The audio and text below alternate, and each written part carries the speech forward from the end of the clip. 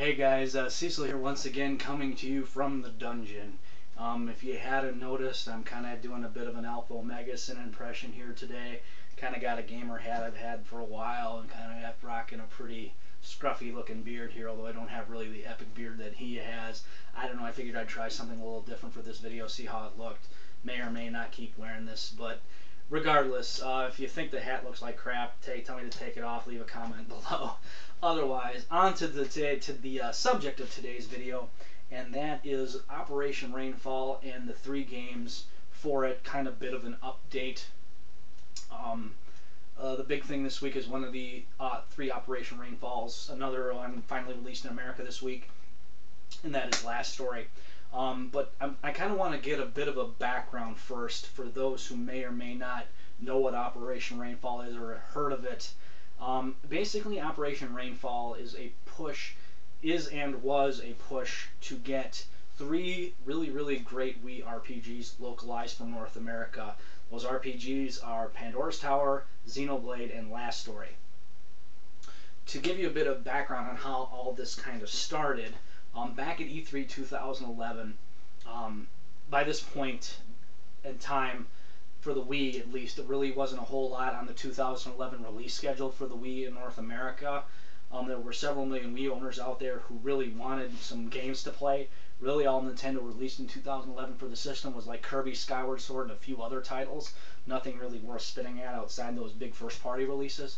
But there were these really great RPGs that had released in Japan recently, and we wanted them for North America. And there was a lot of coverage on E3, especially with the Wii U being announced. But it felt like the Wii was put on the back burner. No real big, news or releases outside, news for the Wii outside of Skyward Sword.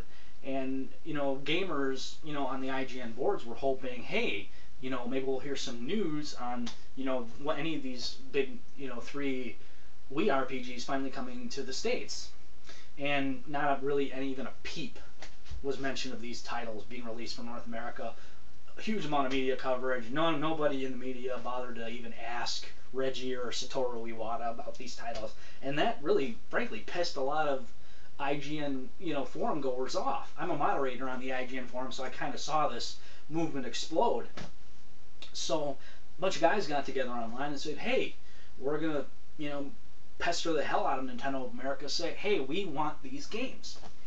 And similar to what the guys do at Sarman.net, they basically started a campaign called Operation Rainfall to get these games brought over to the States. And I would say to a lot of success. So to this date of this recording, we've gotten finally 2 out of those 3 RPGs in the States. They were localized first in Europe, and a lot of those European versions were brought over to America, thankfully. If you remember my last Operation Rainfall video, Xenoblade had been announced for release this last April, which it did come out. And I kind of emphasized pre-order it to support Operation Rainfall. So these other, Operation Rainfall titles, Last Story and Pandora's Tower, would get released. And this week, finally, after a handful of delays over the summer, thanks to Xseed and Nintendo, we finally got Last Story.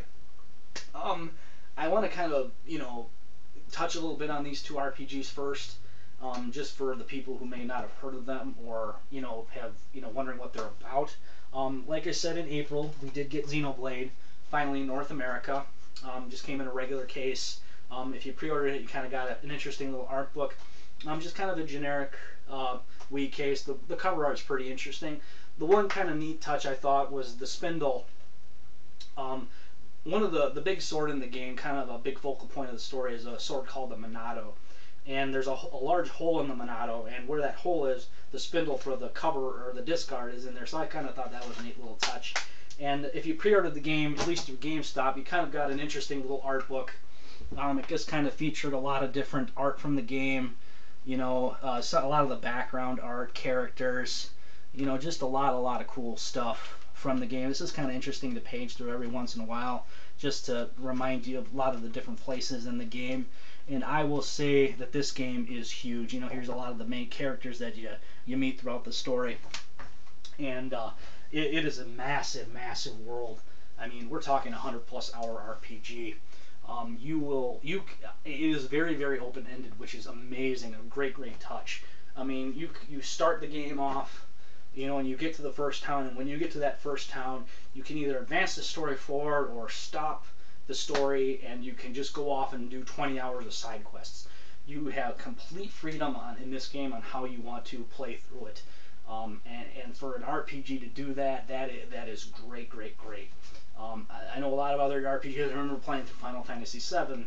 You know, you had to get well into the late into the game before it allowed you to go do a lot of the main side quests in that game, and that's true for a lot of other RPGs. So to have a JRPG do that, we have that freedom to pick on how you want to play through the game. That's great. Graphically, it's amazing. The draw distances are huge. Honestly, I felt like a lot of the time playing this game, I felt like I was playing a 360 game sometimes. It really, really takes advantage of the Wii hardware. This game could not have been done on GameCube.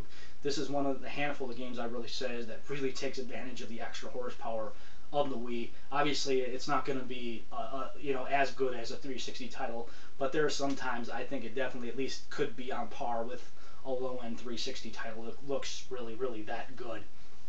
Kind of a mix of an active and real-time battle system. You see all the enemies you fight. You can pick who you want to fight. Just a great, great RPG.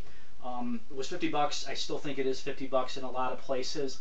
I don't know how hard it is to find still. I don't think it's terribly difficult still. But as time goes on, it might become more and more difficult to find. If you might get a sale on it at some point. But, you know, if you're looking for a good RPG, really, really open-ended, long RPG to kill some time up until the Wii U releases or something, definitely check it out if you have not had a chance to. One of the best RPGs of this generation. You will not regret it, especially if you want something great and long and amazing to play on your Wii. Moving on to the second game that finally came out after a handful of delays over the summer, and that is The Last Story. Now, I have not had a chance to play this yet.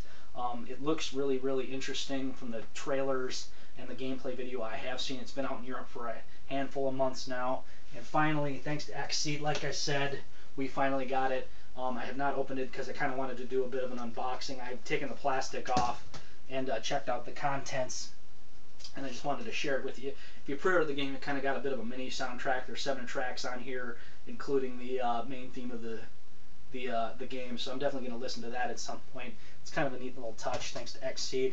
And, you know, it's kind of got a bit of a cardboard outer sleeve to protect the actual physical case of the book here. And that's basically what the case is. You know, it's The Last Story. It looks like a book.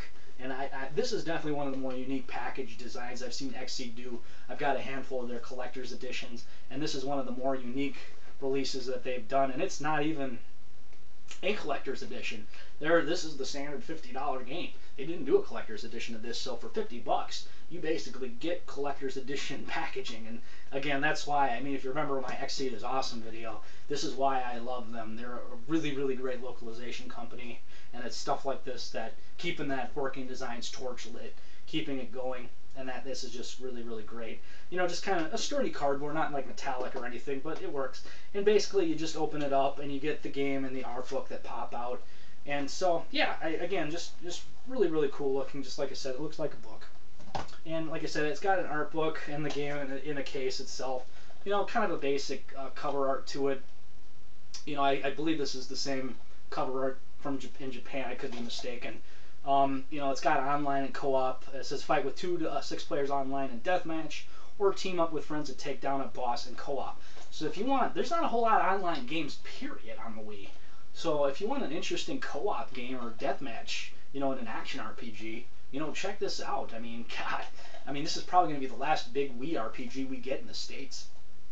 And it's got co-op online. Hell yeah, sign me up.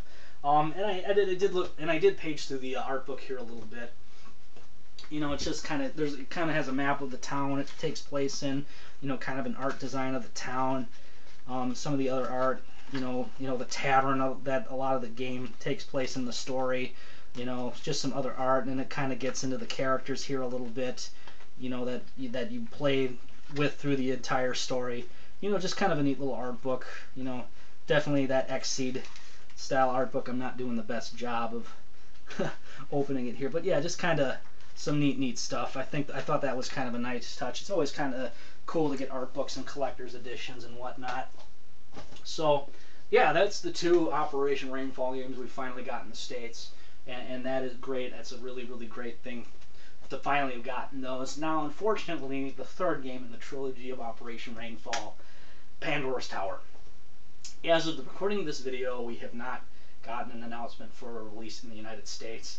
And as time goes on, I don't think it's going to come. I could be mistaken. I'm hoping someone or step up, maybe Xseed will step up or another company and say, hey, we want to bring this game over, and it will come over to the States. It's been out in Europe for a handful of months now. And the translation's done. All you got to do is, like with Xenoblade, ship it out on an NTSU disc in English. It's all done. Just got to ship it from America. And I think a lot of people would buy it. Because there's really not much else coming for the Wii up until the Wii U launches. I know there's like the Kirby 20th Anniversary Collection next month. There's like Epic Mickey 2, I know is coming out in November for the Wii U or the Wii.